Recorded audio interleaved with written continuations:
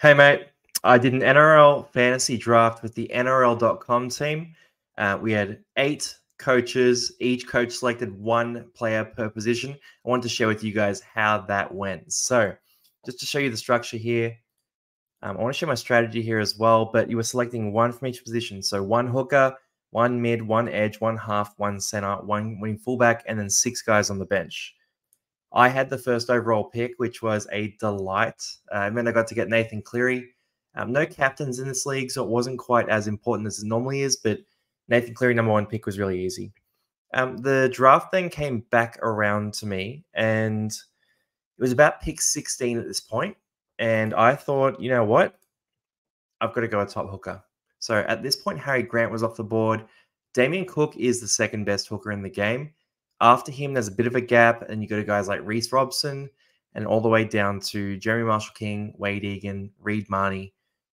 I just wanted to get that hooker off the board quickly, so got the #2 hooker off the board, which I was pretty happy with. Following that, we jumped into another spot here, and I couldn't go past Dave Fafita. So look, Dave Fafita, because we're picking 1 player per position, I was confident I could get some depth guys that would make this work. And with Dave, 61 average, he's the top second rower by a country mile. So at the 3rd round, I thought serious value, grabbed him. At this stage, I had the top half in the game, second best hooker in the game, top back row in the game. The draft went back around, and we got to, so that was pick 17. We got to about pick 32 before I had another shot, which it's a long wait. If you do a draft, and you're on the extremity, you're first or you're last, you have to wait so many picks. I had another draft league where I was the first overall pick, and I had to wait 24 picks each time because we were a 12-man league, and it would sort of snake back and forth. For this next pick, I went Tino as that first option. Actually, no. Yes, I did go Tino. Yeah. So Tino's that first option. Look, 57 average. He is fine. Everyone else took their middles really early in this draft, and Pat Carrigan was taken before Tino as well. So Tino was about the 7th or 8th middle off the board, but I just thought, you know what, I can wait on him then. I'll get Fafita, I'll get Cook, and I'll wait on middle. And I got Tino at a good price there. And then I grabbed Dan Gagai as well at that point. And it was crazy to me that he was still on the board. Like, obviously, 54 last year. He's not going to maintain that. That's insane. But he was 5 points clear of the next best center. So even if he drops off by 10 points, he's still not a disaster. If he holds what he is, then that's the #1 center in the game. So again, Tino had big upside. Gagai was interesting. At this stage, we went to wing fullback in the bench. And this is where things started getting a little bit dicey. At this point, I wanted to get another back rower for my team, and I grabbed Isaiah Papali'i. Now, this is a good and bad move, right? So Isaiah Papali'i, obviously, they have the bye in round 1, the Tigers, so he doesn't actually help me with my Fafita problem, but he is close to a tier 1 back rower for me.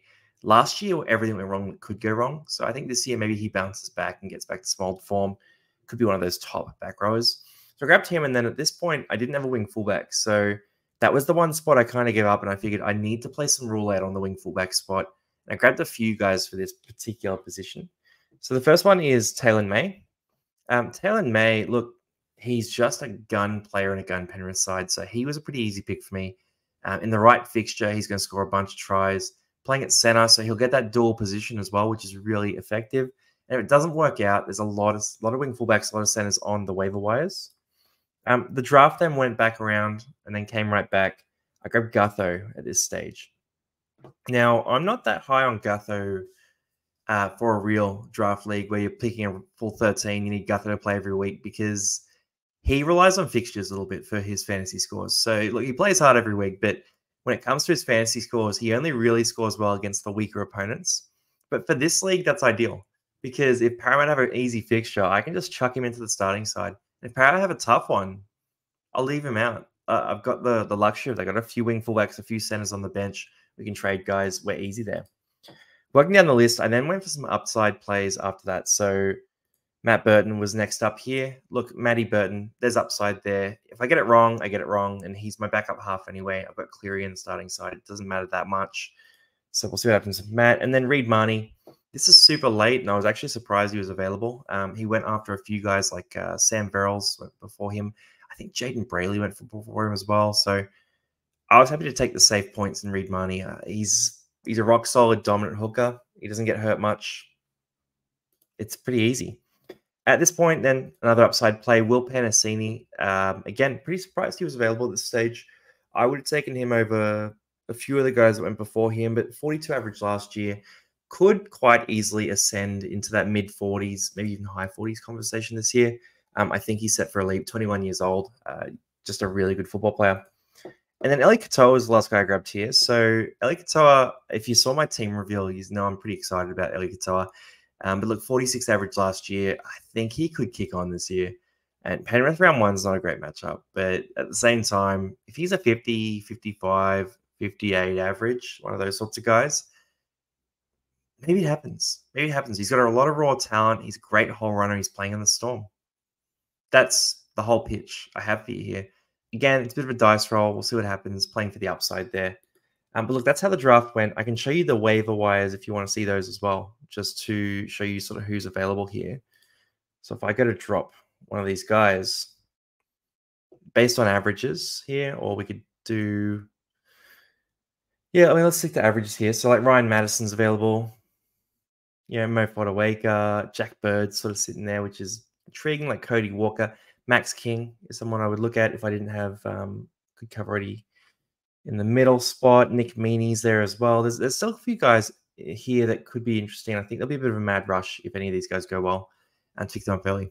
But look, that's the draft league. I ended up with top half, top back rower, top center, arguably. A very strong middle, second best hooker, and the wing fullback rule out play, which hopefully works. Let me know in the comments if you are doing a lot of drafts as well.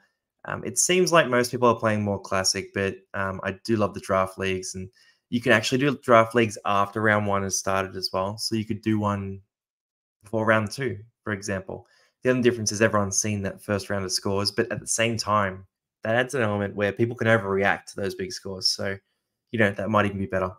Anyway, let me know in the comments if you want to see any other videos. We're just making tons of stuff. We love NRL Fantasy. I just love sharing my thoughts on this stuff, and I love hearing your thoughts too. So I'll catch you on